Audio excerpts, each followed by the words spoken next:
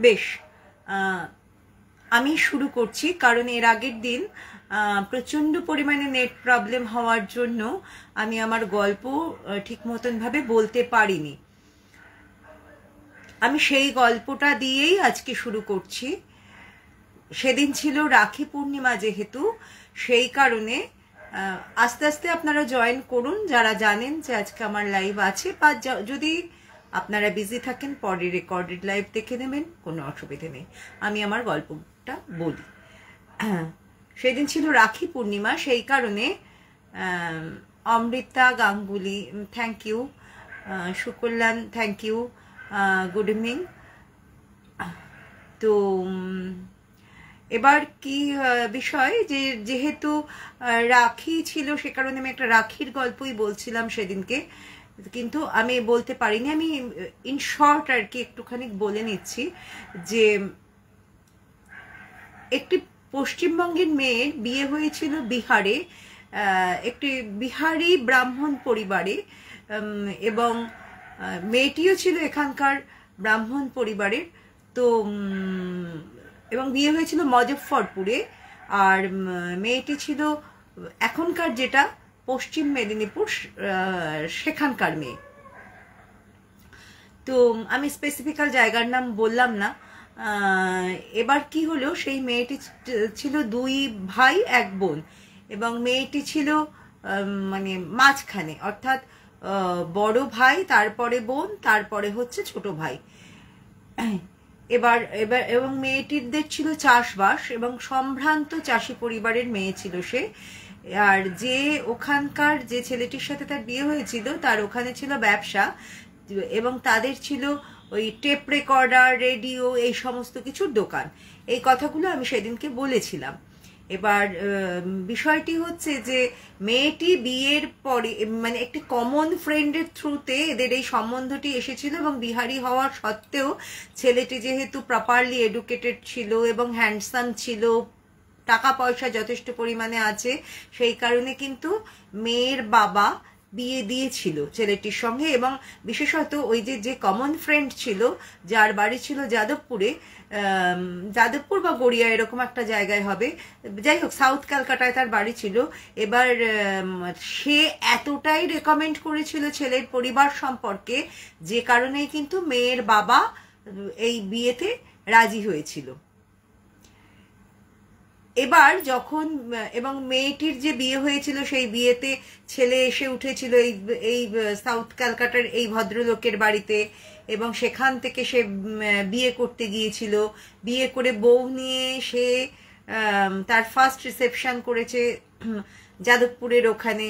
তারপরে অষ্টমঙ্গলা এখান থেকে সেরে সে তার বউকে নিয়ে বিহারে তার বাড়িতে গিয়ে ওঠে।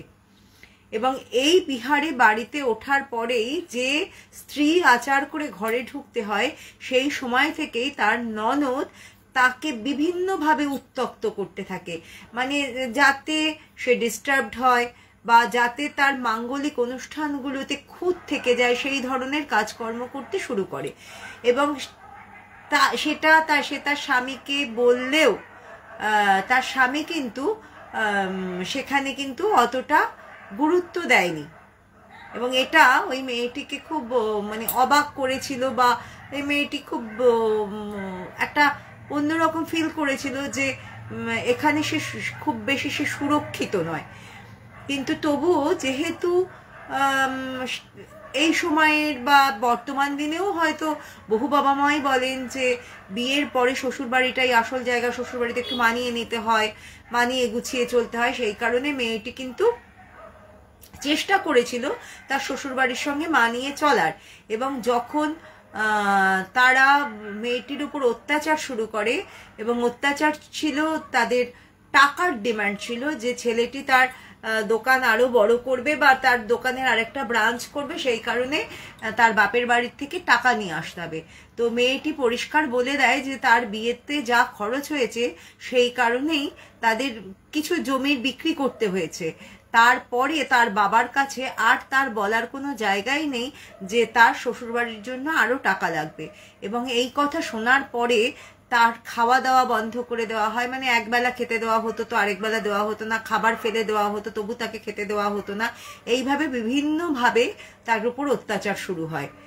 তখন মেয়েটি তার বাবা মাকে চিঠি লিখে খবর পাঠায় এবং তার বাবা আর দাদা আসে এবং বাবা এবং দাদা এসে মেয়েকে নিয়ে যেতে চায়, কিন্তু শ্বশুর বাড়িতে তার শাশুড়ি বা স্বামী বা শ্বশুর এবং আরও যারা ছিল ননদের হাজব্যান্ড, এরা কিন্তু মেয়েটিকে কিছুতেই বাপের বাড়িতে যেতে দেয় না। কারণ বাপের বাড়িতে যেতে দিলে তাদের সংসারের নৈমিত্তিক যে কাজগুলো ছিল সেগুলো তাদেরকে করতে হবে, সেই কারণেই কিন্তু তারা বস্তুতপক্ষে মেয়েকে বাপের বাড়ি যেতে দেয় না। এবং তার বাবাও বুঝেছিল যে মেয়ে ওখানে ভালো নেই, সেই কারণে সে ভেবেছিল এসে তার স্ত্রী বা পরিবারের অন্যান্য যারা সিনিয়র আছে, মানে তার দাদা টাদা আছে, তাদের সঙ্গে আলোচনা করে চিন্তা করবে যে তারা মেয়েকে বরাবরের মতো ফিরিয়ে আনবে কিনা। কিন্তু একটা বিয়ে হলে সাথে সাথে বললেই তো ফিরিয়ে আনতে পারা যায় না, বা সেই মানসিকতা থাকতে হয়। সব থেকে বড় কথা যে আমার মেয়েটা আজকে বিপদে আছে, সুতরাং আগে তাকে ফিরিয়ে আনো, তারপরে অন্য কথা ভাবা যাবে। সেই মানসিকতাটায় আজকের দিনে হয়তো কিছু বাবা মা পৌঁছেছেন, কিন্তু যে সময়ের এই গল্পটা, সেই সময়ে কিন্তু এইরকম মানসিকতা কারোর ছিল না। সুতরাং তারা চাইছিলেন যে মেয়েটি ওখানেই মানিয়ে নিক। তো যাই হোক, মেয়েটি চেষ্টাও করছিল মানিয়ে নেওয়ার, সে শত অত্যাচার সহ্য করেও চেষ্টা করছিল মানিয়ে নেওয়ার। এর মধ্যে রাখি পূর্ণিমা আসলো এবং সে বলল সে তার দাদাদের নেমন্তন্ন করবে, দাদা এবং ভাইকে নেমন্তন্ন করবে রাখি পূর্ণিমায়। তখন ছেলেটি বললো, মানে তার হাজব্যান্ড বলল যে হ্যাঁ, রাখি পূর্ণিমায় নিশ্চয়ই তুমি নেমন্তন্ন করবে, কেন করবে না, ভাইদের তো নেমন্তন্ন করবে, কিন্তু সাথে 50,000 টাকা নিয়ে আসতে বলবে, যেটা দিয়ে আমি দোকান তৈরি করব। তৎকালীন যুগে, মানে আজ থেকে প্রায় এটা বছর 30 আগেরকার কথা আমি বলছি, সেই সময়ে 50,000 টাকার বা বছর 20 আগেকার কথা এরকম হবে, তো সেই সময় 50,000 টাকার যথেষ্ট মূল্য ছিল। সেই কারণে সে বলে দিল যে না, সে সেই কথা বলতে পারবে না। এবার রাখি পূর্ণিমার সময় সে তো যথারীতি তার ভাইদের বলে দিল আসার জন্য, এবং তার ভাইরাও রাখি পূর্ণিমায় যা যা তত্ত্ব নিয়ে আসতে হয় সেই সব নিয়ে টিয়ে তারা যখন এসে হাজির হলো, মানে হাজির হলো না, যখন তারা রেডি আর কি আসবে, রাখি পূর্ণিমার আগের দিন তাদের পাশের বাড়িতে ফোন গেল যে মেয়েটি সুইসাইড করেছে। এবং সেই মেয়েটি সুইসাইড করেছে এইটা জাস্ট বলেই তারা কিন্তু ফোনটা কেটে দিয়েছিল। কিভাবে কি হয়েছে না হয়েছে কোনো কথাই কিন্তু তার বাপের বাড়ির সাথে আর বলেনি, বা তার বাপের বাড়ির লোকেরা চেষ্টা করেও তাদের সাথে আর ফোনে যোগাযোগ করতে পারেনি। তখন তারা দুটো ভাই মিলে, মানে তার বাবার আর আসার মতন তার মানে মানসিক অবস্থা ছিল না, দুই ভাই মিলেই মানে হুড়োহুড়ি করে কোনো রকমে এসে উপস্থিত হলো তার দিদির শ্বশুর বাড়িতে। কিন্তু তারা এসে তাদের দিদিদের মরদেহ তো দেখতেই পেল না, কারণ সেই ডেড বডি তার আগেই যথারীতি পুড়িয়ে টুড়িয়ে ফেলা হয়েছে, এবং সেই বাড়িতে যে কেউ মারা গেছে সেটা মনেই হলো না, কারণ তাদের বাড়িতে তখন রাখি উৎসবের বিশাল আয়োজন চলছে। মানে তাদের বোন, তাদের মাস্তুতো বোন, পিস্তুতো বোন, এই বোন সেই বোন, তাদের আত্মীয়, মানে বিভিন্ন বোনেরা মিলে এবং বিভিন্ন ভাইয়েরা মিলে তাদের বাড়িতে রাখি পূর্ণিমার উৎসব চলছে। তাদের বাড়িতে যে একটা বউ মারা গেছে, যেন সে মিটিয়ে দেওয়া হয়েছে তাকে। এবং তারা ভাইরা যখন সেখানকার থানায় গেল সাহায্য চাইতে, তখন কিন্তু থানা থেকেও তাদেরকে কোনো রকম সাহায্য করা হয়নি, উল্টে তাদেরকেই অনেকভাবে প্রেশারাইজ করা হয়েছে যে কেন তারা জেনে তাদের বোনকে ফিরিয়ে নিয়ে যায়নি, বা তাদের বোন সুইসাইড করেছে এটা জেনেও তারা কেন কেস করতে এসেছে, এই সমস্ত বিভিন্নভাবে তাদেরকে হেনস্থা করা হয়। তো ভাই দুটো তো বেশি খুব বয়স ছিল না, সেই কারণে তারা কি করলো, বুঝতে পারলো যে এখানে তাদের বিপদ, সেই কারণে তারা বাড়ি ফিরে গেল। বাড়ি ফিরে যাওয়ার পরে তারা ওই যে যাদবপুরের যার মাধ্যমে এই সম্বন্ধ এসেছিল, বাড়ি থেকে বাবাকে নিয়ে তার বাড়িতে গেল, এবং সেই ভদ্রলোক কিন্তু সত্যি সত্যি এই মেয়েটিকেও যথেষ্ট পরিমাণে স্নেহ করতেন, এই পরিবারটিকেও যথেষ্ট পরিমাণে ভালোবাসতেন। তিনি তো শুনে অবাক যে এইভাবে মেয়েটিকে অত্যাচার করে মারা হয়েছে, আবার সেটাকে বলা হচ্ছে সুইসাইড। সুতরাং তিনি কিন্তু এবার অ্যাক্টিভভাবে লাগলেন যে এই মেয়েটির মৃত্যুতে যারা দায়ী তাদেরকে পানিশমেন্ট দিতে হবে বা এই মৃত্যুর কিনারাটা করতে হবে। সেই কারণে ওনার আবার যথেষ্ট পরিমাণে যোগাযোগ ছিল, বা উনি একটু নাম করাই লোক ছিলেন। তো উনি যাদবপুরের থানাতেই এই বিষয়টি নিয়ে প্রথম কমপ্লেন লজ করেন। কমপ্লেন লজ করার পরে এই যাদবপুরের পুলিশের সহযোগিতায় কিন্তু ওনারা ওখানে যান, বিহারে যান, মুজফ্ফরপুরে যান এই হত্যার কিনারা করার জন্য। এবং এই হত্যার কিনারা করার জন্য গিয়েও বিভিন্নভাবে আর কি ওই পুলিশদেরও বিভিন্নভাবে খালি ঘুরিয়ে যাওয়া হচ্ছিল, কোনোভাবেই এই ছেলেটিকে অ্যারেস্ট করা হচ্ছিল না, কারণ কোনো রকমই কোনো প্রমাণ নেই, কিছু নেই, এই ব্যাপারটি চলছিল। কিন্তু এই ভদ্রলোকও কিন্তু হাল ছেড়ে দেওয়ার পাত্র ছিলেন না, উনিও কিন্তু ওনার ইনফ্লুয়েন্স খাটিয়েই যাচ্ছিলেন। এটা যেমন একদিকে চলছিল, ঠিক তেমনি ওরা একটা জিনিস করেছিল যে বিয়েতে যা যা দেওয়া হয়েছে, জিনিসপত্র দেওয়া হয়েছে, সেটাকে রিটার্ন করাবার জন্য কোর্ট থেকে ওরা অর্ডার বের করেছিল, এবং ওদের প্রত্যেকটা জিনিস যাতে ওরা ফিরিয়ে আনতে পারে সেই কারণে কোর্ট অর্ডার দিয়েছিল। কিন্তু তবুও ওখানকার থানা কিন্তু ওদের সম্পূর্ণভাবে সহযোগিতা করছিল না। ইতিমধ্যে যে ঘটনাটা ঘটেছে বা ঘটছিল সেটা হচ্ছে, ওদের যে বড় ভাইটা ছিল, ঘটনার স্বার্থে ধরে নেওয়া হলো ছেলেটির নাম প্রকাশ। এই প্রকাশ ছেলেটি প্রায় প্রতি সপ্তাহে বা প্রায় সপ্তাহে 2-3 দিন রাত্রেবেলায় একটা স্বপ্ন দেখতো, এবং স্বপ্নটা দেখতো শেষ রাতের দিকে স্বপ্ন দেখতো ওর দিদির যে আলমারি ছিল, আলমারিতে একটা সিক্রেট লকার ছিল, যে সিক্রেট লকারটার কথা ওর দিদি একমাত্র জানে, মানে ওইভাবেই ওটা তৈরি করা হয়েছিল যে ওর গয়নাগাটি রাখার জন্য। কিন্তু ওর গয়নাগাটি তো ওর কাছে ছিলই না, ওর গয়নাগাটি তো ওর শ্বশুরবাড়ির লোকেরাই আগে নিয়ে নিয়েছিল, এবং ওর বিয়েতে যে গিফট পেয়েছিল তাও ওর ননদ অর্ধেক নিয়ে নিয়েছিল, ও নিয়ে নিয়েছিল, মানে ওকে একটা যাচ্ছে তাই ভাবে ওর সাথে মানে ওখানে আচরণ করা হতো। তো যাই হোক, ওই ভাইটি স্বপ্ন দেখছিল যে ওই যে সিক্রেট লকারটা আছে ওর মধ্যে থেকে কিছু, মানে ওই যে ব্রাউন পেপারের কভার থাকে না, যার মধ্যে শাড়ি ভরে দেওয়া হয়, সেই কভারগুলোকে ওর দিদি, মানে বুঝতে পারছো দিদির হাতটা, কারণ ওর দিদির হাতের একটা শাখা বাঁধানো ছিল, সেই শাখা বাঁধানোটাও স্পষ্ট দেখতে পেত, সেই হাতটা দিয়ে ওই ব্রাউন পেপারগুলো বের করছে, আবার ওই ব্রাউন পেপারগুলো ঠুকিয়ে দিচ্ছে। ও বুঝতো ওর দিদি ওকে কিছু একটা বলতে চাইছে, কিন্তু ওই ব্রাউন পেপারের মধ্যে কি থাকবে, ওর দিদির মৃত্যুর কিনারা, ওর কিন্তু মাথায় সেটা আসেনি। এবার ওরা বুঝলো যে ওই আলমারিটার মধ্যে কিছু একটা আছে, ওরা ধারণা করেছিল, মানে এই জায়গাটা যেহেতু বারবার ও দেখছিল, ও তখন ওর বাবাকে বললো ওই আলমারিটার মধ্যে কি দিদিকে ঢুকিয়ে মেরে ফেলা হয়েছে, ওই আলমারিটার মধ্যে কি দিদির ডেড বডি এখনো আছে, তো ওই আলমারিটাকে ওদের আনতে হবে।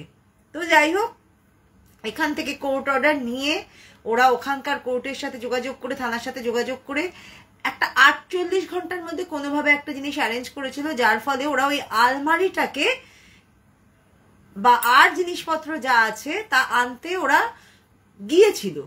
কিন্তু ওরা কোনো গয়নাগাটি তো পায়নি, এবং যে দামি শাড়ি বা দামি যে সমস্ত জিনিস দেওয়া হয়েছিল সেগুলো তো কোনো কিছু ওদের দেওয়াই হয়নি। হ্যাঁ, আলমারিটা, খাটটা, ড্রেসিং টেবিলটা, এটা ওদের ফিরিয়ে দেওয়া হয়েছিল, এবং ওদের ওই খাট, ড্রেসিং টেবিল কোনো কিছুর ওপরেও ওদের মোহ ছিল না। ওদের ব্যাপারটা ছিল ওই আলমারিটার মধ্যে ওর দিদির হাতটা, ওই ড্রয়ারটা খুলছে কেন, মানে ওই সিক্রেট লকারটা খুলছে কেন, এবং কি দেখাতে চাইছে ওই ব্রাউন পেপার এবং ওই লকারটার কথা যদি সত্যি ও শ্বশুরবাড়ির লোকেরা জানতো তাহলে হয়তো এই হত্যার কিনারাটা কোনোদিনই হতো না। তো যাই হোক, ওই আলমারিটাকে ওরা ফিরিয়ে আনতে পারে, খাটটাকে ফিরিয়ে আনতে পারে এবং ড্রেসিং টেবিলটাকে ফিরিয়ে আনতে পারে, এছাড়া আর কোনো জিনিসই ওরা ফেরত পায়নি। ফিরিয়ে আনার পরে প্রথমেই যখন এইটা ফিরিয়ে আনাটা কিন্তু খুব সহজ হয়েছিল না যে ওরা গেল আর ট্রাকে করে ফিরিয়ে দিল, এটারও কিন্তু বিভিন্ন প্রসেসিং আছে। সেই প্রসেসিংগুলো করে করে ফিরিয়ে আনতেও কিন্তু ওদের 1.5 মাস মতন সময় লেগেছিল। তো যাই হোক, ওরা ফিরে আসার পরেই ওর বড় ভাই প্রথমে ওই আলমারিটাকে খুললো, খুলে ওই সিক্রেট লকারটাকে খুললো। খুলে যেটা দেখতে পেল সেটা হচ্ছে ওর দিদির প্রতিদিনের কথা, ইম্পর্টেন্ট যে সমস্ত কথাগুলো সেগুলো ছোটবেলা থেকেই লিখে রাখতো। তো ওখানে তো ওর কাছে আর কোনো ডায়েরি ছিল না, ওকে কেউ ডায়েরি কিনে দেওয়ারও ব্যাপার ছিল না। ও কি করতো, ওর বিয়ের সময় যে সমস্ত শাড়ি পেয়েছিল তার যে ব্রাউন পেপারের কভার ছিল তার উপরে ও কিন্তু ওর সমস্ত ছোট ছোট ঘটনাগুলো লিখে রেখেছিল।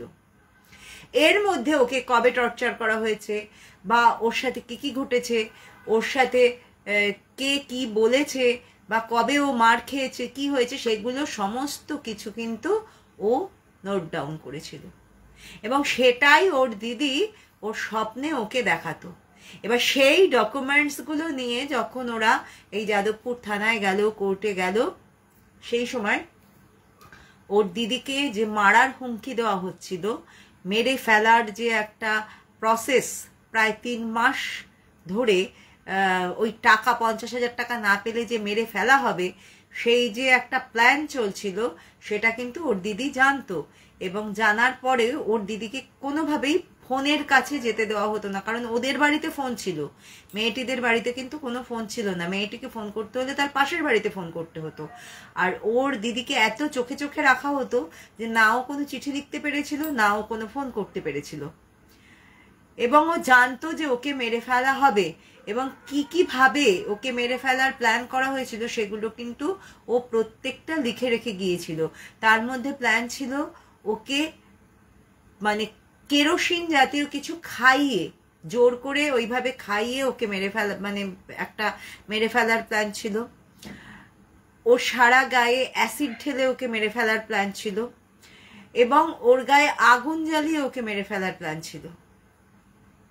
এই 3 রকম প্ল্যান তারা করেছিল। কিন্তু যেহেতু ওর ডেড বডি পাওয়া যায়নি বা সেইভাবে ডেড বডির কোনো পোস্টমর্টমও ছিল না, কারণ ওরা তো রীতিমতন তারা মানে ওইখানে ও মারা গেছে আর ওখানে কোনোভাবে আর কি যেভাবেই হোক ম্যানিপুলেট করে ওর বডিটাকে পুড়িয়ে দেওয়া হয়েছে, সেই কারণে কোনো প্রমাণ ছিল না যে ওকে কিভাবে মারা হয়েছে।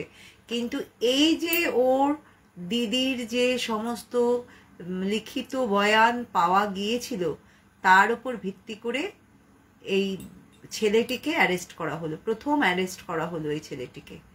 এবং এই ছেলেটিকে অ্যারেস্ট করার পর তাকে পুলিশ তার যে সমস্ত পদ্ধতি আছে, এবং তখন কিন্তু তারা ইনফ্লুয়েন্সড হয়েছিল বিভিন্ন উচ্চপদস্থ ব্যক্তির দ্বারা যে এই কেসটাকে যাতে সঠিকভাবে হ্যান্ডেল করা হয়।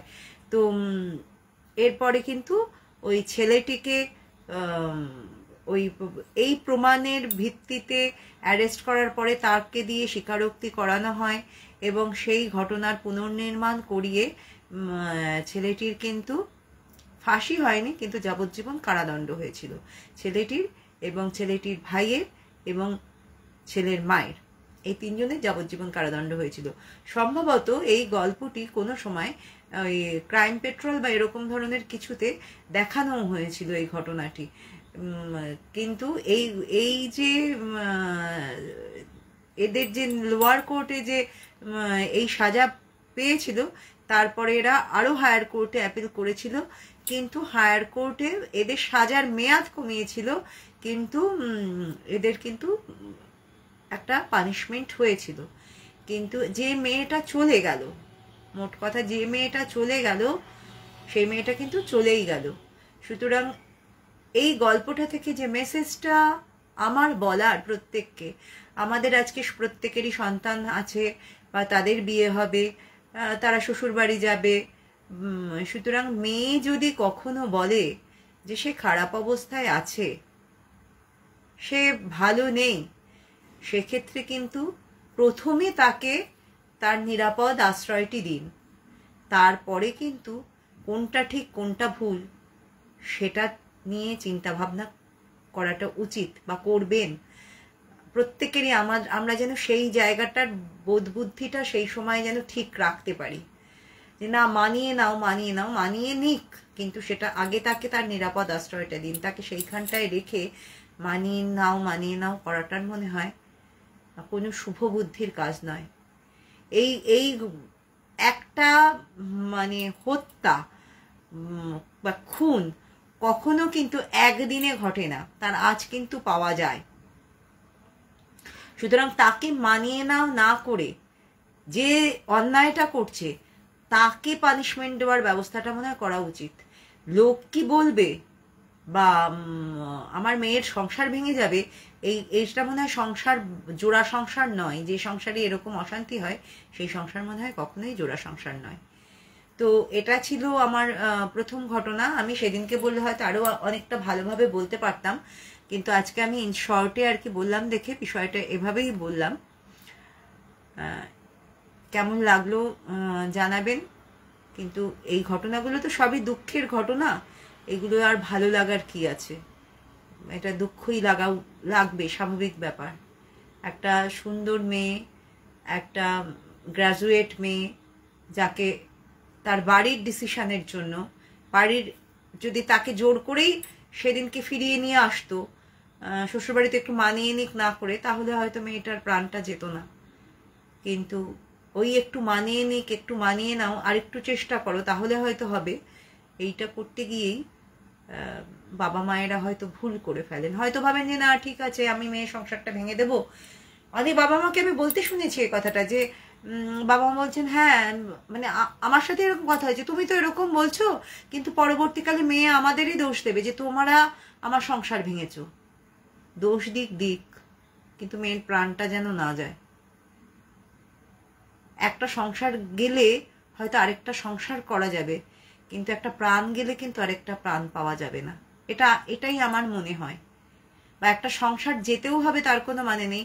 একটা মানে কি বলবো, সেফ জায়গায় থাকলে হয়তো সেই মানুষটা বদলাতেও পারে, তাকে বদলাবার চেষ্টাও মানে করা যেতে পারে কাউন্সিলিং এর মাধ্যমে। এখন অনেক সিস্টেম আছে, কিন্তু মেয়েটার প্রাণটাই যদি চলে যায় তাহলে মনে হয় আর কিছুই করার থাকে না, কোনো চেষ্টাই করার থাকে না। যাই হোক, এটা হচ্ছে প্রথম উপস্থাপন ছিল আমার। এবার আমার দ্বিতীয় ঘটনাটা বলবো। দ্বিতীয় ঘটনাটার আগে একটা ছোট্ট ঘটনা বলি। এই যে সারা জায়গায় তো তিলোত্তমার ঘটনা চলছে, তো যাই হোক এইরকম ঘটনা সত্যি কথাই প্রচণ্ড বেদনাদায়ক, মর্মান্তিক, এবং এর বিচার অত্যন্ত প্রয়োজন। এই বিচার যদি না হয় তাহলে পরবর্তীকালে পশ্চিমবঙ্গের ভবিষ্যৎ কি, সত্যি সেটা ভয়ের উদ্রেক করে। যে এরকম ভাবে যাদের কর্মক্ষেত্রে মহিলাদের নিরাপত্তা নেই, রাস্তায় নিরাপত্তা নেই, এরপরে ঘরেও নিরাপত্তা নাই থাকতে পারে, সেখান থেকেও মেয়েদের তুলে নিয়ে যাওয়া হতে পারে। সেই বর্গীরা যেমন করতো, সেই বর্গী এলো দেশের মতন ব্যাপারটা দিনে দিনে মনে হয় তৈরি হয়ে যাচ্ছে। সুতরাং এই ভয়েস, যে ভয়েস উঠেছে, সেই ভয়েস যেন না নিভে যায় এবং মানুষ যেন দিকভ্রষ্ট না হয়ে যায়। এটাকে ঘেঁটে দেওয়ার বহু প্রচেষ্টা চলছে, যেন ঘেঁটে না যায়, মানুষ যেন কোনো প্রলোভন বা টোপে পা না দেয়। যে লক্ষ্যে, যে বিচারের আশায়, বিচারের দাবিতে তারা চলছে, সেই জায়গাটা যেন ঠিক থাকে, প্রত্যেকটা মানুষ যেন তার মেরুদণ্ড সোজা রেখে চলতে পারে এবং লক্ষ্যটা যেন ঠিক থাকে। এটা আমাদের প্রত্যেককে কিন্তু নির্দিষ্ট করে নিতে হবে। এটা কিন্তু শুধু ওই মেয়েটির মানে বিচার নয়, এটা আমাদের ভবিষ্যৎকে নির্দিষ্ট করে দিচ্ছে। আমাদের পশ্চিমবঙ্গের প্রত্যেকটি মহিলা, প্রত্যেকটি নারী, প্রত্যেকটি মেয়ের ভবিষ্যৎকে নির্দিষ্ট করে দেবে এই বিচারটা। তো এরকমই একটা ছোট্ট ঘটনা আমি বলি। আমি তখন ক্লাস 12-এ পড়ি। সেদিনকে আমার হাজব্যান্ডকে বলছিলাম, হাজব্যান্ড বলছে হ্যাঁ তোমার যত সমস্ত গল্প কথা। তো যাই হোক, এইরকম মানুষ কিন্তু যুগে যুগে ছিল না তা নয়। আমি তখন ক্লাস 12-এর পরীক্ষা দিয়েছি। পরীক্ষা দিয়ে আমার যিনি ইংলিশ টিচার ছিলেন, তার বাড়ি ছিল হাবড়ার গাইঘাটাতে। গাইঘাটার নাম হয়তো আপনারা অনেকেই শুনেছেন। হাবড়ার গাইঘাটার দেঘল গ্রামে। তো উনি অসুস্থ ছিলেন এবং ফর গড সেক আমি মানে হাই সেকেন্ডারিতে ইংলিশটা প্রথমে একজন প্রফেসরের কাছে পড়া শুরু করেছিলাম। এবার তার ওই হাইফাই লেভেল না আমি সত্যি কথাই তখন ধরতে পারতাম না। কিন্তু আমি যে ইংলিশ পারতাম না তা নয়, আমি ইংলিশে যথেষ্ট ভালো ছিলাম এবং আজকে কিন্তু আমার পড়াশোনাও ইংলিশ নিয়েই। তো যাই হোক, ওই স্যার এত সহজ সরলভাবে টেস্টের পরে ওনাকে আমি খুঁজে পেয়েছিলাম আর কি অ্যাজ এ টিচার।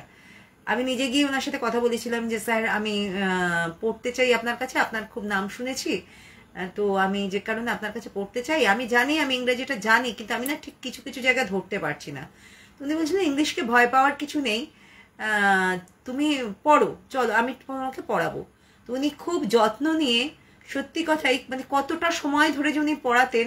উনি স্কুল থেকে আসতেন এবং স্কুল থেকে আসতেন ধরুন 5টার সময় আমাকে পড়াতে ঢুকতেন এবং রাত্রি 9টা 9:30 পর্যন্ত আমি যতক্ষণ আর কি একটা জিনিস শেষ না করতাম বা আমি স্যাটিসফাইড না হতাম যে না আজকে এই পর্যন্ত, আমি টায়ার্ড না হতাম, ততক্ষণ পর্যন্ত উনি কিন্তু আমাকে পড়িয়েই যেতেন। শুধু বলতেন তোমার আর হাতে 3 মাস নেই, মানে ওইভাবে কাউন্ট ডাউন করতেন যে তোমার আর 2 মাস 29 দিন বাকি, তোমার 2 মাস 28 দিন বাকি, এরকম ভাবে বলতেন। এবং সপ্তাহে ওনার 3 দিন আসার কথা ছিল, সেখানে উনি কিন্তু সপ্তাহে 5 দিনও আসতেন।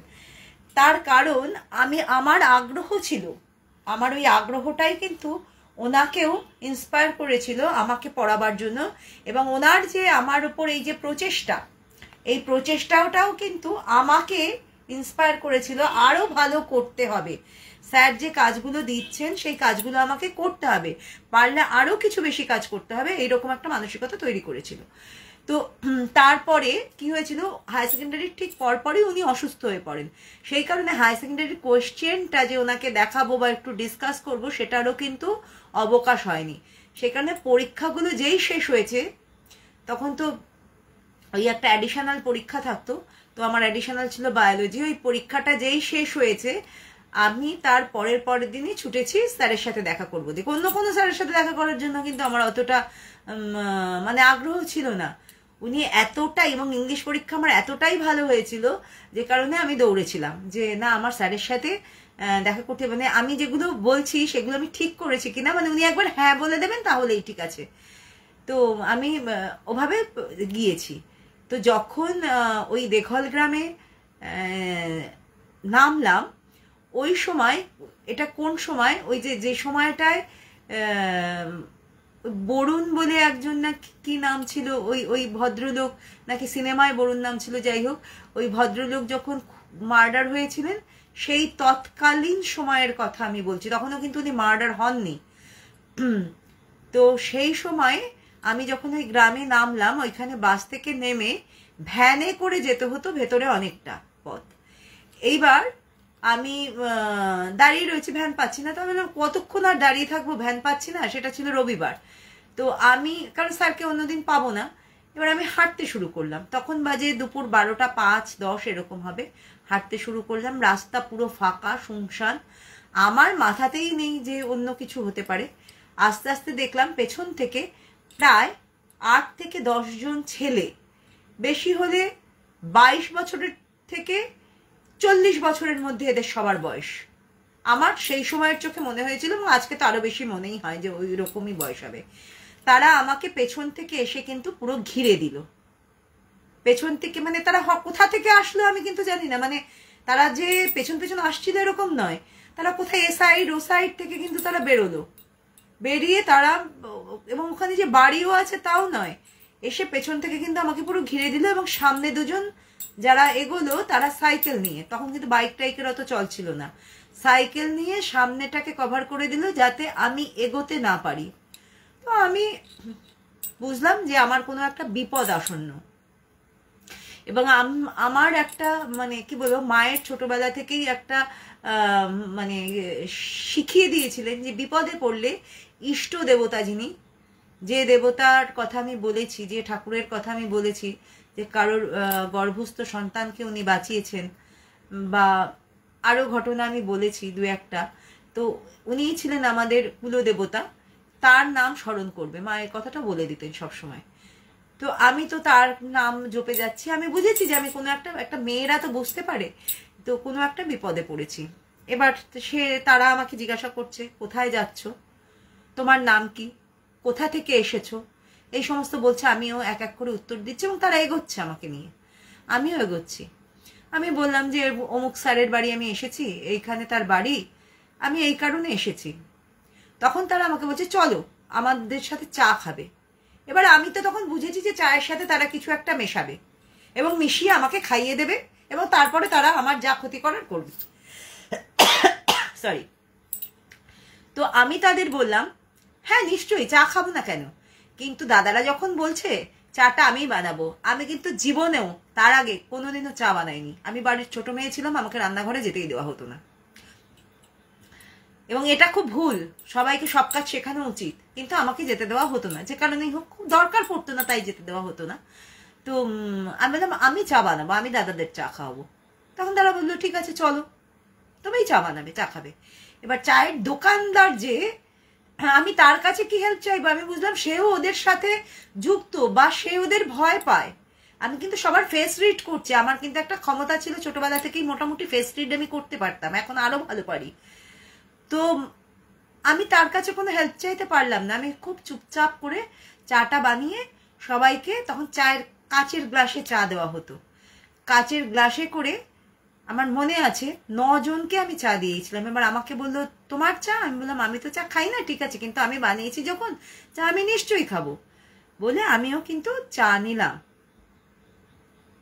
একটা ফাড়া উতরালো, তারা চায়ের সাথে কিছু আমাকে মেশাতে পারলো না। এবার তখনকার দিনের একটা ধারণা ছিল যে কোনো বিবাহিত মহিলার সঙ্গে মনে হয় কোনো খারাপ কিছু সেইভাবে করার মানে স্পৃহা মানুষের থাকতো না, কুমারী মেয়েদের সাথে করার জন্য যে যতটা স্পৃহা থাকতো খারাপ কাজ। তো আমি বললাম আমার নাম তো মানে রূপশ্রী খান, আমি বললাম যে আমি মুসলিম, আমি হলো মুসলিম বললে হয়তো বাঁচা যাবে, তাতে কি আছে, মুসলিম কোনো খারাপ কিছু নয় তো, মানে এমন ভাবে একটা বললো তাতে কি আছে, মানে মুসলিম খাবার খেলে কোনো অসুবিধে নেই, এমন একটা টোন। তো তারপরে আমি বললাম আমি বিবাহিত। বললো কোথায় বিবাহিত, তুমি তো সিঁদুর পরোনি। আমি বললাম যে আমি তো মুসলিম তাই আমি সিঁদুর পরিনি। তখন আমাকে বললো তোমার কার সাথে বিয়ে হয়েছে।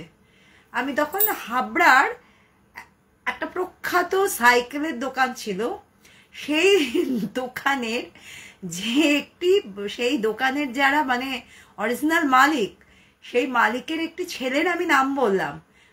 আমরা একটা গ্রুপে রিসাইটেশন করতাম, হ্যাঁ, তো আমরা নাটক করতাম, রিসাইটেশন করতাম, আমি তাদের একজনের নাম বললাম যে এর সাথে আমার বিয়ে হয়েছে। সে কিন্তু আমার থেকে অনেক সিনিয়র, কিন্তু সে আমার সাথে ওই নাটক করতো, সে করতো মানে তার দাদা করতো, এরকম আর কি করতো, পুরো গ্রুপটাই ছিল একটা ওরকম। আমি তাদের একজনের নাম বললাম কারণ তারা বিখ্যাত, তাদের নামটা জানে। আমি বললাম এর সাথে আমার বিয়ে হয়েছে। বলছে তাহলে তো তোমার সিঁদুর পরার কথা ছিল। আমি বললাম না না, আমি তো মুসলিম, সেই কারণে কিন্তু আমাকে ওরা জোর করেনি। তখন বলছে তোমার বাবার নাম কি, তা আমি বানিয়ে বললাম আনসার খান। আচ্ছা তাহলে মায়ের নাম কি, এবার মায়ের নাম তো বললাম, মায়ের নাম বলাকা খান। বলে বলাকা কি করে মুসলিমদের নাম হয়, অত তো মিথ্যে কথা বলতে পারি না, স্বাভাবিক ব্যাপার, মানে ওটা তো ভয় পেয়ে বেরিয়ে গেছে আর কি। তো বলছে যে বলাকা, আমি বললাম আমার মা হিন্দু বাবা মুসলিম, আবার আমি মুসলিম আমার হাজব্যান্ড হিন্দু, আর যে কারণে না আমাকে সিঁদুর টিঁদুর পড়তে বলেন। বলে এত ছোট বয়সে বিয়ে হয়ে গেছে। আমি বললাম হ্যাঁ মুসলিমদের তো ছোট বয়সেই বিয়ে হয়, তাই দেখে আমার বাবাও আমাকে বিয়ে দিয়ে দিয়েছে। মানে সবাই সবার মুখের দিকে তাকালো, মানে সেই তাকানোগুলো শরীরকে কাঁপিয়ে দেয়, এমন এমন তাকানো, এমন দৃষ্টি, মানে ওরা পারলে মানে মনে হচ্ছে আমাকে এক্স রে করছে পুরো। তো তারপরে একজন একটা কথা বললো, মানে সেই হচ্ছে ওদের বস, সে বলল এই প্রথম জালে মাছ পড়লো, সেই মাছ জাল থেকে ছেড়ে দিতে হলো। এই কথাটা আজও আমার কানে বাজে। জালে এই প্রথম জালে মাছ পড়লো, সেই মাছকে জাল থেকে ছেড়ে দিতে হলো। এবার ওদের একটা ছেলেকে বলল, যা ওকে, ওই স্যারের নাম করে বলল, ওনার বাড়িতে পৌঁছে দিয়ে আয়। আর আমাকে বলল, তুমি যখন ফিরবে আমাদের ছেলে দাঁড়িয়ে থাকবে, তুমি কিন্তু তার সাথে ফিরবে। আমি বললাম, হ্যাঁ হ্যাঁ নিশ্চয়ই। এবার একজনের সাইকেল দিল, বলল সামনে বসে যেতে। আমি বললাম, না না, আমি সাইকেলের সামনে উঠতে পারি না, আমার খুব ভয় করে, আমি সাইকেলের পেছনে বসবো। সাইকেলের ভাগ্যিস ক্যারিয়ার ছিল, আমি সেই ক্যারিয়ারে বসে গেলাম। সে আমাকে ওই বাড়ির সামনে নামালো, নামিয়ে যতক্ষণ আমি ভেতরে না যাই দাঁড়িয়ে থাকলো, যে দেখলো সত্যিই আমি ওই বাড়িতে এসেছি কিনা। আমি তো স্যারকে গিয়ে যখন বললাম, স্যার এইরকম এরকম দেখতে, এরা আমাকে এই বলেছে, তখন সে বললো যে তুমি আজকে মহা বাঁচা বেঁচে গেছো। এরা তো সেই গ্রুপ যারা কোনো কুমারী মেয়েকে দেখলেই তার সর্বনাশ না করে ছাড়ে না। কি করে তুমি বাঁচলে, এটা ভগবানের অসীম কৃপা। এবং আমাকে উনি বকলেন যে আর কোনোদিনও তুমি এইভাবে একা এখানে আসবে না। তুমি খবরের কাগজে পড়ো না কি কি ঘটনা ঘটছে? আমি কি করে জানবো স্যার যে এখানে এইরকম লোকেরা আছে? তখন উনি ওনার বাড়িতে আমাকে দুপুরবেলা পুরো বসিয়ে খাবার দাবার খাইয়ে ওনার ভাইকে বললেন যে তুই ওকে সাইকেলে করে, এই সাইকেলে করে না, তুই সাইকেলে পাশে পাশে যাবি। উনি একটা ভ্যান ডেকে দিলেন, ভ্যানে করে আমাকে মানে উঠিয়ে বললেন, হ্যাঁ ওনার অ্যাপেন্ডিসাইটিস অপারেশন হয়েছিল, আমি গিয়ে দেখলাম যেটা। তারপরে মানে প্রশ্ন আলোচনা তো মাথায়, উনি বললেন আমি সুস্থ হই, আমি 1 মাস পরে যাব, প্রশ্ন আলোচনা আমি করব, তোমার সবকিছু ঠিক হয়েছে, তুমি চিন্তা করো না। আর তখন আমার হাত পা কাঁপছে পুরো। তো আমাকে পুরো এসে ওখান থেকে 95 বলে একটা বাস ছিল, সেই বাসে উঠিয়ে দিয়ে সেই ভাই তারপরে গেল। তারা যে কোন ঝোপঝাড়ে তখন ছিল আমি জানি না, আমি আর কাউকে দেখিনি, বা দেখার মতন আমার মানসিক শক্তিও ছিল না। তো এইরকম একটা বিপদ থেকে আমি আমার জীবনে কিন্তু উদ্ধার পেয়েছিলাম, উপস্থিত বুদ্ধির জোরে, মনের শক্তির জোরে এবং ভগবানের অশেষ কৃপাতে। আমাদের তিলোত্তমারও হয়তো বুদ্ধি ছিল, মনের জোর ছিল, কিন্তু হয়তো তার উপর কৃপা ছিল না, কোনো কারণে কৃপা ছিল না, সিচুয়েশন সেই জায়গায় গিয়ে পৌঁছেছে। সুতরাং যুগে যুগে এই ধরনের হিংস্র পিশাচ কিন্তু এই সমাজে ঘুরে বেড়ায়।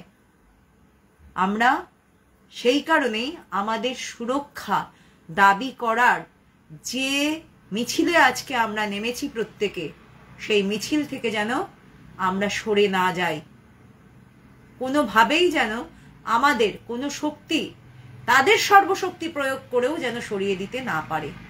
এটা আমার এই প্ল্যাটফর্ম থেকে সবার কাছে রিকোয়েস্ট, কারণ আমার একার কথা যা মানুষ শুনবে, এই প্ল্যাটফর্ম থেকে অনেক মানুষের কাছে এই কথা গিয়ে পৌঁছবে।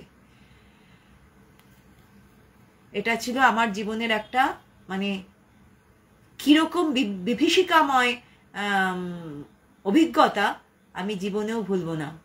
ঠিক তেমনি এর একটা বিপরীত অভিজ্ঞতাও আমার আছে, সেটা আমি কোনোদিন পরে আর কি বলবো। আমি একটু দেখে নি কটা বাজে। আমি পরের গল্পটা কি বলবো, একটু কিন্তু সময় লাগবে, মানে 11টা বেঁচে যাবে, নাকি পরের ঘটনাটা পরের দিনই বলবো? তাহলে আমার মনে হয় 11টা বেজে যাওয়া মানে অনেক রাত, তো পরের ঘটনাটা থাক, আমি পরের দিনই বলবো। পরের দিনের ঘটনাটাও খুব একটা সাংঘাতিক ঘটনা। এই সোনালী উর্মিদি, তুমি বলছো বলো, সবাই খাওয়া দাওয়া করে ঘুমাবে কখন? না, ওই গল্পটা অনেকটা বড়, হ্যাঁ সোনালি মেদি বলছে না না বলো। আচ্ছা তাহলে আমি সংক্ষেপে করে বলি। হ্যাঁ সংক্ষেপে করে বলি। ঘটনাটি হচ্ছে এটা মেডিকেল কলেজের একটা ঘটনা আর কি, আমি নাম করেই বলছি। মেডিকেল কলেজে মেয়েটি 3rd ইয়ারে পড়তো। এই মেয়েটিও একটি সৎ ব্রাহ্মণ পরিবারের মেয়ে, কলকাতায় তার বাড়ি। এই মেয়েটি যখন মেডিকেল কলেজে পড়ে তখন আলিগড় থেকে কোনো একজন তার কোনো রিলেটিভকে দেখাতে নিয়ে এসেছিল মেডিকেল কলেজে, এবং যে দেখাতে নিয়ে এসেছিল সেই ছেলেটি ছিল অত্যন্ত সুপুরুষ, অত্যন্ত তীক্ষ্ণ চেহারার, অত্যন্ত সুন্দর ভাষী একজন পুরুষ। এবার মেডিকেল কলেজে 3rd ইয়ারে যে মেয়েটি পড়ে তার বয়স কত হবে, 21-22 ধরে নিলাম। আর এই যে পুরুষটির কথা আমি বলছি তার বয়স প্রায় 32। কিন্তু তার ব্যবহার, তার কথাবার্তা, তার চাল চলন এতটাই স্মার্ট, এতটাই সুন্দর যে ওই মেয়েটিকে মুগ্ধ করে ফেলে। এই মেয়েটির বাবার কাছে মেয়েটি মানে বড় হওয়া, কারণ এই মেয়েটির মা ছোটবেলায় মারা গিয়েছিল। বাবার ছিলেন কোনো একটি স্কুলের শিক্ষক হোক বা কলেজের প্রফেসর হোক, এরকম কিছু একজন ছিলেন, মানে শিক্ষকতা লাইনে ছিলেন।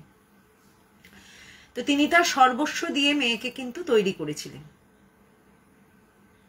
কিন্তু যা হয়, বয়সের দোষ, বয়সের আবেগ, এই মেয়েটি কিন্তু এই ছেলেটিকে ছেলেটিকে ভালোবেসে ফেললো। এবং এই মেয়েটির সাথে মানে কোনো একটা ওয়ার্ড কোন দিকে আছে বা ডিপার্টমেন্ট কোন দিকে আছে, সেটা কোথায় আছে জানার জন্য ছেলেটি প্রথম কথা বলেছিল। এবং এই কথা বলার অ্যাপ্রোচই এমন ছিল যাতে মেয়েটি, তখন কিন্তু এই মোবাইল ফোন টোন ছিল না, যাতে এই মেয়েটি বিগলিত হয়ে পড়ে এবং পরবর্তীকালে ছেলেটি এই মেয়েটি পরবর্তী দিনগুলিতে এই ছেলেটির সাথে দেখা করে। ওই ছেলেটি তো তার একজন আত্মীয়কে নিয়ে এসেছিল ট্রিটমেন্ট করাবার জন্য, বা ট্রিটমেন্টটা তো একদিনে শেষ হবে না, এবার তাকে 2-3 দিন ধরে ট্রিটমেন্টের জন্য হসপিটালে যাতায়াত করতে হতো। এবং এই মেয়েটি কিন্তু প্রতিদিনই ছেলেটির সাথে দেখা করে, এবং ছেলেটিও মেয়েটিকে যতদিন দেখা হচ্ছে ততদিনই তাকে কিন্তু প্রেমের জালে জড়িয়ে ফেলে। তারপরে ছেলেটি তার রিলেটিভকে নিয়ে আলিগড়ে ফিরে যায়, কিন্তু ছেলেটি মাঝে মাঝেই এসে মেয়েটির সাথে দেখা করত, মেয়েটির সাথে গল্প করত, মেয়েটির সাথে সময় কাটাতো, এবং মেয়েটিও এর প্রেমে পাগল হয়ে যায়। এবার যেহেতু ছেলেটি ছিল অন্য সম্প্রদায়ের, সেই কারণে মেয়েটি জানতো মেয়েটি যেহেতু সৎ ব্রাহ্মণ পরিবারের, এর বাবা কিন্তু কিছুতেই এই বিয়েটা মেনে নেবে না।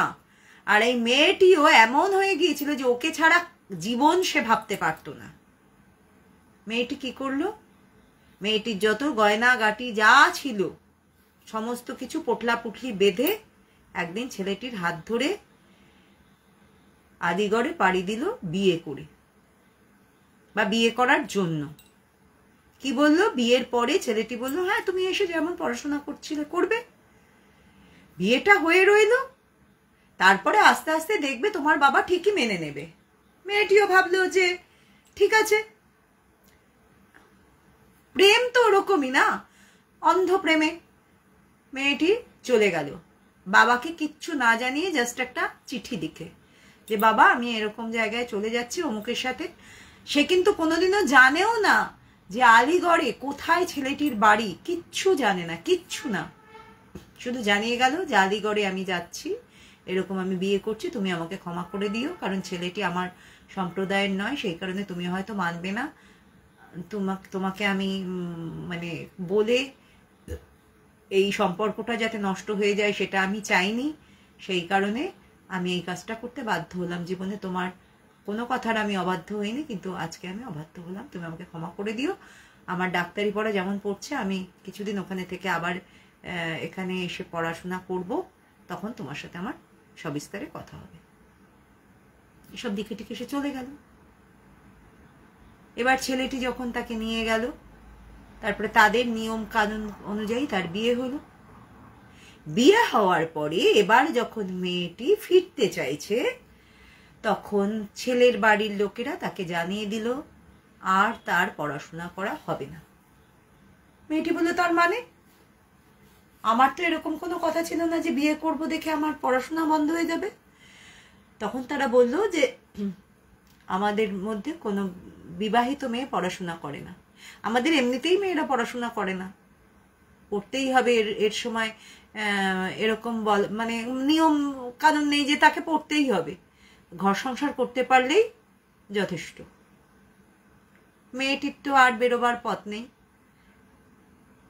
এবং এই যে বাড়িতে সে গেল, সেই বাড়িটা ছিল একটা দুর্গের মতন, মানে সেই বাড়ির একটা জানলাও ছিল না যা দিয়ে বাইরের লোকের সাথে কমিউনিকেট করা যায়। ওদের বাড়িগুলোই তাই হয়, উত্তরপ্রদেশের ম্যাক্সিমাম বাড়িগুলোই তাই হয়, জানলা ফালনা কম থাকে, একটা বাড়ির পাঁচিলের সাথে আর একটা বাড়ি তৈরি হয়। তো মেয়েটি কোনোভাবেই বাইরের কোনো জগতের সাথে কমিউনিকেট করতে পারছিল না, এবং তাকে বেরোতে দেওয়া হলো না, এবং তাকে ওদের যা ড্রেস সেই সমস্ত পরতে বাধ্য করা হলো। কারণ ও তো তখন ওই সম্প্রদায়ের হয়ে গেছে না, ওকে তো সেই নিয়ম কানুন করে, আমি আর স্পেসিফিক্যালি বলছি না, সেইভাবে আর কি করে নেওয়া হলো। তো ওর তো মন ছটফট করছে যে ওকে পৌঁছতেই হবে, কারণ ওর বাবা চিন্তা করবে, বলে আমার বাবার সাথে অন্তত পক্ষে যোগাযোগ করতে দাও। বললো না, তুমি ভুলে যাও, তুমি অতীতকে ভুলে যাও, তোমার এটা নতুন জীবন। বলে আমার বাবা একা, আমার বাবার আর কেউ নেই, আমার বাবা বৃদ্ধ, মানে রিটায়ার্ড এখন, আমার বাবাকে দেখতে হলেও আমাকেও দেখতে হবে। বললো না, কিছু করার নেই। মানে যে মানুষটি ওকে ওইখানে তার যে রূপ দেখা গিয়েছিল, এখানে তার 360 ডিগ্রি উল্টো হলে যে রূপটা, সেই রূপটা তাকে দেখিয়ে দিল। কোনো কথাই না, তাদের সাথে কোনো দেখা সাক্ষাৎই হতো না। এবং সব থেকে মজার কথা, এরকম করে দিন 15 কাটতে না কাটতেই একদিন রাত্রে তার ঘরে অন্য পুরুষ মানুষ পাঠিয়ে দিল তার স্বামী, এবং তা মেয়েটিকে বলে দিল, এটাই হচ্ছে তোমার বাকি জীবনের কাজ, তুমি আমি যাকে বলবো তার মনোরঞ্জন করাটাই হচ্ছে তোমার কাজ, বা এটাই তোমার প্রফেশন, তুমি ধরে নাও। মেয়েটি বুঝে গেল যে মেয়েটির কিছু করার নেই, কিন্তু মেয়েটি মনে মনে এটাও ধরে নিল যে তাকে এখান থেকে পালাতে হবে। এবার আরো নিষ্ঠুর ঘটনা এটাই যে প্রথমে তো ও অন্যদের সাথে কারোর সাথেই আর কি কমিউনিকেট করতে পারছে না। এবার আস্তে আস্তে যখন মাস দুয়েক যাচ্ছে, ওকে কিন্তু প্রতিদিনই এই মানে নোংরা কাজটা ওকে করতে হচ্ছে।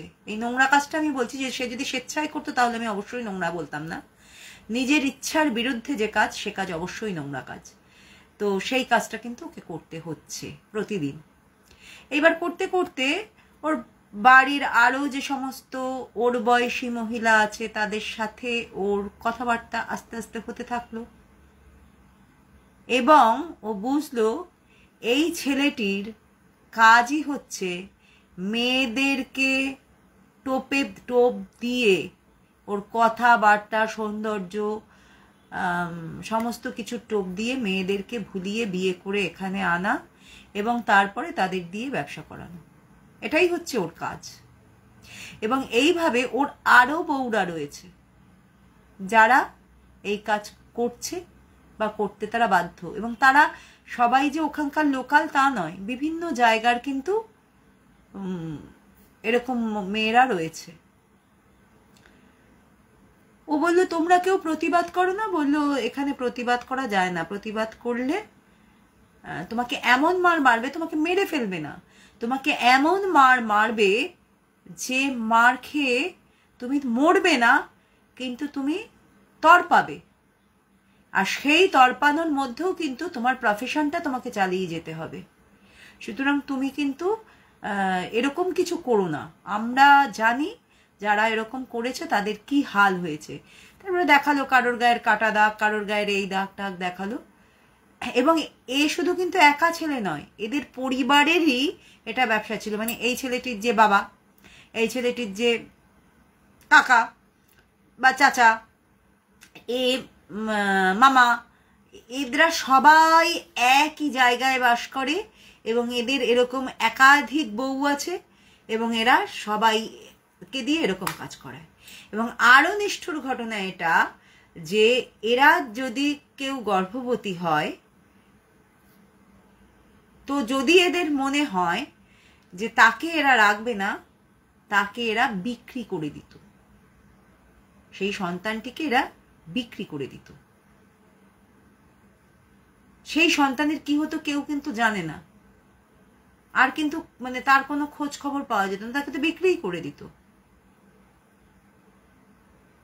তো এইভাবে মেয়েটি প্রায় 4 বছর অতিবাহিত করে এবং এদিকে মেয়েটির বাবা কলকাতায় পুলিশে ডায়েরি করে এবং পুলিশও কি খোঁজ খবর করেছিল তা পুলিশই জানে, কিন্তু কোনো রকম কোনো হদিশ কিন্তু পুলিশ বের করতে পারেনি বা চায়নি। উল্টে তার বাবাকে বলেছিল আপনার মেয়ে তো স্বেচ্ছায় পালিয়ে গেছে, তা স্বেচ্ছায় যদি সে ফিরে না আসে তাহলে পুলিশ কি করে জানবে, পুলিশ কি হাত গুনতে জানে? এরকম কথাবার্তা কিন্তু তার বাবাকে বলা হয়েছিল। তো একজন শিক্ষক, রিটায়ার্ড শিক্ষক, তার আর কতই বা ক্ষমতা বা কতই বা কি, মানে ওই ভদ্রলোক কিন্তু আশা প্রায় ছেড়েই দিয়েছিলেন এবং তিনি ধরেই নিয়েছিলেন তার মেয়ে পাচার হয়ে গেছে এবং তিনি ধরে নিয়েছিলেন বিদেশে পাচার হয়ে গিয়েছে। এইবার যে ঘটনাটি এখানকার মানে এই কারণে এই হানা টেলসে এই গল্পটাকে আমি উপস্থাপন করলাম সেটা হচ্ছে যে এরকম এই ছেলেটির দাদার এক বউ আর কি, যাকে বিয়ে করে এনেছে, তার একটি সুন্দর ফুটফুটে মেয়ে হয়েছিল। মেয়েটির বয়স তখন 3 বছর। এবার সেই মেয়েটিকে চেয়েছিল এদের পরিবার থেকে বিক্রি করে দিতে। তখন এই মহিলাটি মানে ওর যে দাদার যে বউ, সে বলেছিল, তার সাথে আবার এই মেয়েটির আর কি ডাক্তারি পড়া যে মেয়েটি, সেই মেয়েটির খুব মানে ক্লোজ ফ্রেন্ডশিপ ছিল। ওর কথা ওকে বলতো, ওর কথা ওকে বলতো। তো এই যে বিক্রি করে দেবে সেই বিষয়টা কিন্তু ওরা আগে থেকে জানতে পারতো না। হঠাৎ করে দেখতো যে বাচ্চা নেই মানে ওরা তারপরে জানতো যে সেই বাচ্চাটাকে আর ওরা পাবে না। তো কোনোভাবে এদেরই আরেকজন শুনে ফেলেছিল যে ওই বাচ্চাটির দরদাম ঠিক হয়ে গেছে এবং প্রায় লাখখানেক টাকা বা লাখ 2 টাকা ওই বাচ্চাটির দাম উঠেছিল। তো যখন জানতে পারলো এই বাচ্চাটিকে বিক্রি করে দেওয়া হবে, তখন ওই যে বউটি যার বাচ্চা, সে বলল যে একটা বাচ্চাকে বিক্রি করে দেওয়া মানে সে যে আমার মতো নরকের জীবন কাটাবে না কেউ তো বলতে পারে না। হতে পারে তাকে ওই 3 বছর থেকেই তার উপর অত্যাচার করা হবে, তার থেকে ওর মরে যাওয়া ভালো। সে কি করেছিল, ওদের ওই সমস্ত জায়গায় কুয়ো থাকে, ওই বাচ্চাটিকে কুয়োর মধ্যে ফেলে দিয়ে সে নিজেও ওই কুয়োতে ঝাঁপ দিয়েছিল এবং দুজনেই মারা গিয়েছিল। এরপর থেকে ওই বাড়িতে এই যে মহিলাটিকে মাঝে মাঝেই কিন্তু দেখা যেত এবং শোনা যেত যে সে গুমড়ে গুমড়ে কাঁচু করে একটা কান্নার আওয়াজ শোনা যেত এবং ওই মহিলাটির ছায়া দেখা যেত। এটা অনেকেই দেখেছে। এবার কি হলো, এই যে মেয়েটি, কলকাতার যে মেয়েটি ডাক্তারি পড়তো, তার যে একটা কাছের কথা বলার লোক ছিল, সেও চলে গেল। মেয়েটি আরো একা হয়ে পড়ল। এবার মেয়েটি তখন আরো মরিয়া হয়ে গেল যে আমাকে যেভাবেই হোক এখান থেকে পালাতে হবে, আমি আর এই জীবনটা নিতে পারছি না। কারণ এবং সব থেকে মজার কথা, এই মেয়েটির কিন্তু তখন দুটো বাচ্চা হয়ে গেছে, দুটোই ছেলে হয়েছে। হ্যাঁ, দুটোই ছেলে হয়েছে এবং তাদের কিন্তু বিক্রি বাট্টা করার কথা চিন্তা করা হয়নি, মানে ওর কাছে অন্ততপক্ষে সেরকম খবর ছিল না। তো ও মানে ভাবছে একবার যে আমি বাচ্চাগুলোকে নিয়ে কি করে পালাবো, আমি তো দুটো বাচ্চাকে নিয়ে পালাতে পারবো না। তারপরে ভাবছে যে আমি আগে পালাই, তাহলে হয়তো বাচ্চাগুলোকে আমি উদ্ধার করতে পারবো। তো এমতো অবস্থায় ও আর কি মানে সবসময় চিন্তা করে যে কি করে পালাবে। ওর কিন্তু প্রায় 5-6 বছর ওখানে থাকা হয়ে গেছে। সেই অবস্থাতে ও চিন্তা করে, ও রোজই চিন্তা করে ও পালাবে। এবার ও একদিন মানে এবার ঠিকই করে নিয়েছে, ও বাঁচুক মরুক, ওকে যাই করুক, কেটে ফেলুক, মেরে ফেলুক, আজকেও পালাবে। এরকম করে ও রেডি হয়েছে আর কি, পালাবে। ওর কিচ্ছু নেয়নি, বাচ্চারা ঘুমিয়েছে, বাচ্চাদের ঘুমটুম পাড়িয়েছে, নর্মাল কাজকর্ম যেরকম করার করেছে। করে ও বলছে রাত্রেবেলায় যে ও মানে পটিতে যাবে। এবার ওদের কি হয়, বাড়ির সাথে পটিটা থাকে না, মানে ঘরের সাথে অ্যাটাচ থাকে না, একটু দূরে থাকে। এবার ও দেখে এসেছে ওইখান দিয়ে একটা গাছ আছে, যে গাছটা, আর ওদের বাড়ির পাঁচিলগুলো না অনেক উঁচু উঁচু হয়, ওই গাছটা দিয়ে বেয়েও পাঁচিলে উঠতে পারবে, কিন্তু ওই পাশেও কি করে নামবে সেটা কিন্তু ও আর জানে না। কিন্তু তবুও ও একটা ওড়নাকে নিয়ে গেছে, এবং ওড়না দিয়ে ওই ডিস্টেন্সটা নামা যাবে না। তো প্রাণপণ মানে বাঁচার চেষ্টা। তো ও যখন এরকম আর কি যাচ্ছে ওই পটি বাড়ির দিকে, তখন দেখছে ওই যে ছায়া ছায়া মূর্তিটা, সে ওর পেছন পেছন আসছে। তো ও ভয় পেয়ে গেছে। তো ও বলছে, ওকে বলছে যে তুমি আমাকে কিন্তু কোনো ক্ষতি করো না, তুমি আমাকে পালাতে সাহায্য করো, আমি আর এই জীবনটা নিতে পারছি না, তুমি কি চাও তোমার মতনই আমি নিজেকে শেষ করে দিই? তো মানে ওই ছায়াটা তো, মূর্তি তো আর কোনো কথা বলতে পারে না বা কথা বলে না, সে কিন্তু মানে ও বুঝতে পারছে ওর পেছন পেছন কেউ একটা আসছে।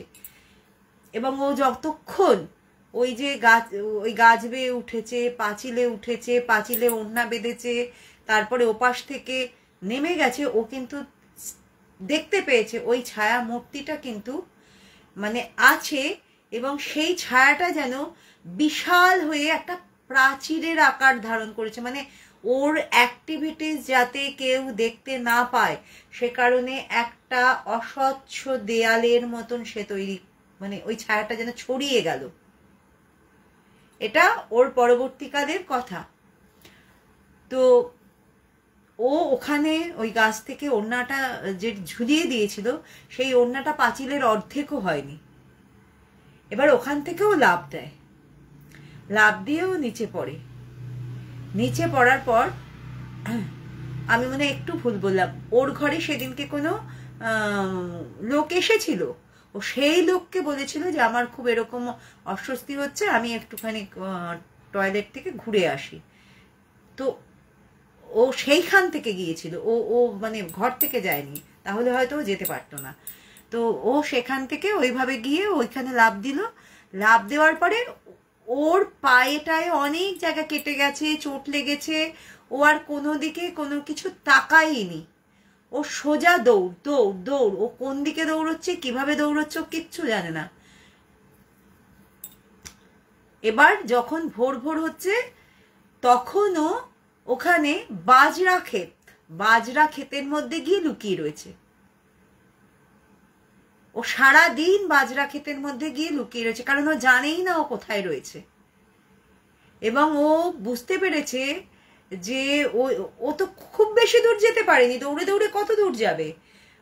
ওইখান থেকে বহু মানুষ, মানে ওর শ্বশুর বাড়ির লোকজন এসে যে রাস্তাঘাট দিয়ে খুঁজছে বা কিছু করছে, এটা কিন্তু ওর মনে মনে ধারণা হয়েছে। এবার সেটা সত্যিই হয়েছে কি না হয়েছে, ও মানে যেটা ও পরবর্তীকালে বলেছে যে আমি যেন একটা ঘোরের মধ্যে ছিলাম, ফলে আমি জানি না সত্যিই কি হয়েছিল, বাট ওরা খুঁজবে না এরকম লোক ওরা ছিল না। তো এইরকম করে ও প্রায় 7 দিন ওই জমির জল খেয়ে, জমিতে যে জল দেওয়া হয় সেই জল খেয়ে, ওই জমির কোনোদিনও শুকনো ভুট্টা, কোনোদিনও এটা সেটা কোনোভাবে খেয়ে ও কিন্তু 7 দিন এরকমভাবে হেঁটে মানে দৌড়ে লুকিয়ে থেকে ও পুলিশ স্টেশনে যাবে না আলিগড় স্টেশনে যাবে ও কিন্তু নিজে ডিসাইড করতে পারছিল না, কারণ ওর মনে হচ্ছিল যে আলিগড় স্টেশনে ওদের লোক থাকতে পারে আর ও সেখানে গেলেই ওকে তারা ধরতে পারে, আবার ওখানে পুলিশ স্টেশনে গেলেও তাদেরও লোক থাকতে পারে, সেখান থেকে ওকে ফিরিয়ে আনতে পারে। ও ওই রকমভাবে দৌড়তে দৌড়তে দৌড়তে দৌড়তে ও ওই আলিগড় টালিগড় ছাড়িয়ে, আমার স্টেশনটার নামটা আজকে মনে নেই, কিন্তু ওই আলিগড় টালিগড় ছাড়িয়েও অন্য কোনো একটা স্টেশনে এসে উঠেছিল। মোট কথা ও আলিগড়টাকে অ্যাভয়েড করেছিল, মানে ও অনেক পথ হেঁটে কারোর কাছে জিজ্ঞাসা করে ওইভাবেও এসেছিল। এসে ও সেইখান থেকে কোনো মানে টিকিট ফিকিটের কথারই ওর চিন্তা নেই, ও আগে যে ট্রেন পেয়েছে সেই ট্রেনে চেপে বসেছে। ট্রেনে চেপে বসে তারপরে ও উত্তরপ্রদেশেরই আরেকটা কোনো একটা স্টেশনে গিয়ে নেমেছে। আমার খুব এক্স্যাক্টলি সেগুলো আমার আজকে মনে নেই কোন স্টেশনে, সেখানে গিয়ে নেমেছে। মোট কথা ও ওদের রেঞ্জের বাইরে চলে গেছে। রেঞ্জের বাইরে চলে গিয়ে সেখানে গিয়েও স্টেশন মাস্টারের কাছে হেল্প চেয়েছে যে এরকম আমি কিডন্যাপ ছিলাম, কিন্তু এইখানে যদি আমি পুলিশের সাহায্য নিতে চাই তাহলে আমি হয়তো আবারও সেই তাদের দলেই সেখানেই পৌঁছে যাব, সেই কারণে কাইন্ডলি আমাকে হেল্প করুন। এবং সেই যে স্টেশন মাস্টার সে ছিল মানে কলকাতার লোক, সে ছিল বাঙালি হিন্দু, তো তার কাছে ও সাহায্য চায় এবং সেই ভদ্রলোক কিন্তু ওকে হেল্প করে এবং সেই ওকে টিকিটের টাকা দিয়ে ওকে মানে হাওড়াগামী ট্রেনে তুলে দেয় এবং ও ফিরে আসে।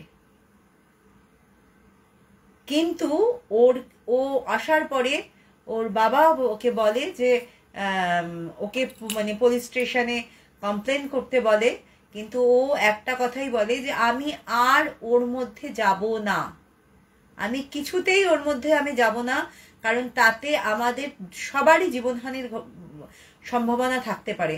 আমার 2টো ছেলে ওখানে রয়েছে, থাকুক, কারণ তাদের পরিবারের কাছে সে রয়েছে। আমার মন শক্ত করতেই হবে, কারণ আমি মানে বাস্তবটাকে দেখেছি এবং এদের সাথে যত যত র্যাকেটের যোগ আমি দেখেছি, সেখানে আমাদের মতো সাধারণ মানুষের এখান থেকে কিচ্ছু করা সম্ভব নয়, আমরা পারবো না ওদের সাথে। সুতরাং এর থেকে ভালো আমি যে প্রাণ নিয়ে ফিরে এসেছি, আমাদের এখন সতর্ক থাকতে হবে যে আমাদের ওপর ওরা যাতে আর কোনোভাবে আক্রমণ করতে না পারে বা আমাদের খোঁজ না পায়। ওরা রাতারাতি ওর বাবা যে বাড়িতে থাকতো সেই বাড়ি ঘর সমস্ত বিক্রি করে ওরা কলকাতা ছেড়ে দিয়ে ওরা চলে আসে বর্ধমানে। ওরা বর্ধমানে এসে সেখানে ওরা মানে একটা বাড়ি কিনে ওর যা বুদ্ধি বা ওর যা যোগ্যতায় ও যতটুকু শিখেছিল, ওর তো ডাক্তারি পড়ার হলো না, আর ও ডাক্তারি পড়তেও আর গেল না যে ওখান থেকে যদি ওর খোঁজ পায়। এমনকি ওর নামটাও এখানে এসে এফিডেভিট করে চেঞ্জ করে নিয়েছিল, করে নিয়ে ওর যেটুকু ওর শিখেছিল ওর ডাক্তারি আর বইপত্র পড়ে পড়ে ও কিন্তু সে কোয়াক ডাক্তার বলে না, কোয়াক ডাক্তার হিসেবে বাকি জীবন প্র্যাকটিস করে ও কাটিয়েছে। এবং ও কোনোদিনও ও আর বিয়েও করেনি, ও আর ওই ছেলেদেরও খোঁজ করেনি, ও ওই জীবনটাকে ও পুরো ভুলে গিয়েছিল। এবং ও সবসময় একটা কথাই বলতো যে ওই ছায়া মূর্তি যদি ওকে সেদিনকে আড়াল না করতো তাহলে হয়তো ও ওদের হাতে ধরা পড়ে যেত। মাঝখানে আরেকটা কথা আমি বলতে ভুলে গেছি যে ও যখন এই যে গাছ টাছের ওপরে এই দড়ি টড়ি বাঁধছিল, তখন ও শব্দ পেয়েছিল যে কেউ ওকে খুঁজতে এসেছে, মানে কেউ ওখান দিয়ে হাঁটা চলা করছে, কেউ খুঁজতে এসেছে। তো কারণ ওটাতে 1-2 মিনিটের ব্যাপার নয়, প্রায় ওকে ওই গাছ বেয়ে উঠে অত উঁচু পাঁচিল সেই গাছ বেয়ে উঠে, আর ওদের যা ড্রেস সেই রকম ঘাগরা বা ওই বোরখা টাইপের ড্রেস, সেইগুলো পরে বা সেইগুলো ছেড়ে যাই হোক, যাই পরে হোক, ওই বেয়ে উঠে গাছ, সেখান থেকে পাঁচিল টপকানো, এটা খুব 5-10 মিনিটের কাজ ছিল না। সেটা করতে ওর প্রায় আধ ঘন্টা বা 40 মিনিট এরকম মতন সময় লেগেছিল, কিংবা তারও বেশি। তো অতক্ষণ ধরে একটা মানুষ টয়লেটে গিয়ে বসে থাকবে, এটা তো কেউ মেনে নেবে না। ফলে ওকে খুঁজতে এসেছিল, কিন্তু ওকে কেউ কিন্তু খুঁজে পায়নি।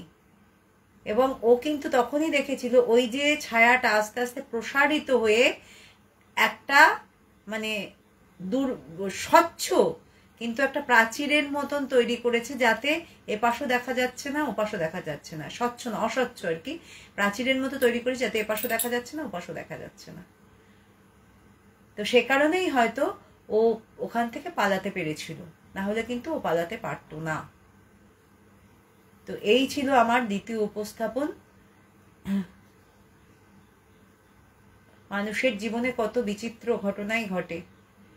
এই গল্পটা থেকেও বা ঘটনাটা থেকেও আমার একটা মেসেজ দেওয়ার কথা, হয়তো অনেকেরই আমাদের ছেলে মেয়েরা আছে, তাদেরকে একটাই কথা বলা, যে কারোর কথায় বা এই যে ফেসবুক বা এই যে এত সোশ্যাল মিডিয়ার এত হ্যান্ডেল, তার কোনোটাতেই কারোর কথায় প্রলোভিত হয়ে বাবা মাকে না জানিয়ে, বাবা মায়ের পারমিশন ছাড়া কোনো কিছু করতে যেও না।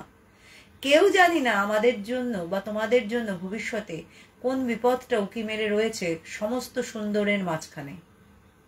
সেই কারণে যতই ভালো লাগুক, যতই আবেগ আসুক, যারা বড় তাদের অনুমতি নিয়েই যে কোনো জীবনের যে কোনো পদক্ষেপ ফেলো, তাছাড়া কোনো পদক্ষেপ ফেলো না। সেই তাদেরও ভুল হতে পারে, তারাও বিভ্রান্ত হতে পারে, কিন্তু তবুও সেখানে তারা কিন্তু দুহাত দিয়ে তোমাকে আগলাবার চেষ্টা করবে, সবসময় আগলাবার চেষ্টা করবে। কিন্তু এমন জায়গায় গিয়ে তুমি নিজের বুদ্ধিতে গিয়ে পৌঁছলে যেখান থেকে তোমার ফেরারই কোনো উপায় থাকলো না, তাহলে তারা আগলাবে কি করে? সেই কারণে সমস্ত ছেলে মেয়ে যারা আছো সবার কাছে, ছেলেদের কাছেও অনুরোধ, মেয়েদের কাছেও অনুরোধ, যে বাবা মায়ের কথা না শুনে অন্য কিছু যত সুন্দর যত মিষ্টি প্রলোভনই আসুক, জানবে সেই মিষ্টি কিন্তু আসল মিষ্টি নাও হতে পারে। সেই মিষ্টির আড়ালে কিন্তু তেতো ঝাল থাকতেই পারে। সেই কারণে তাতে ভুলো না, বাবা মায়ের অনুমতি নিয়েই সব কাজ করুন।